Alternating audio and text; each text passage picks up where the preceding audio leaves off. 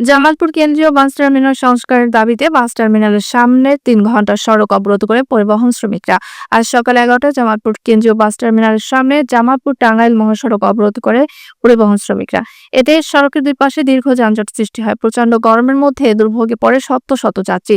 পরিবহন শ্রমিকরা বলছেন, বাস টার্মিনালে জলাবদ্ধতা, পয় নিষ্কাশন ব্যবস্থা না থাকা সহ নানা সমস্যায় জর্জরিত এই টার্মিনাল। বেহাল অবস্থায় থাকা এই টার্মিনালে বাস দাঁড় করানো থেকে শুরু করে যাত্রী নামানো কোনোটি করা যায় না। জেলা পরিষদের প্রধান নির্বাহী কর্মকর্তা সরকার আব্দুল্লাহ আল মামুন বাবু টার্মিনালে উপস্থিত হয়ে দ্রুত সংস্কারের প্রতিশ্রুতি দিলে দুপুর ২টায় অবরোধ প্রত্যাহার করে শ্রমিকরা। ওনাদের বলছে রাস্তায় রাখা যাবো না, আমরা রাস্তায় রাখবো যতক্ষণ পর্যন্ত বাসটার সংস্কার না হবে। আমরা এই রাস্তার ভিতরে গাড়ি রাখবো আর আমরা গাড়ি চালাবো না। আমরা গাড়ি চালাবো, আমরা এখানে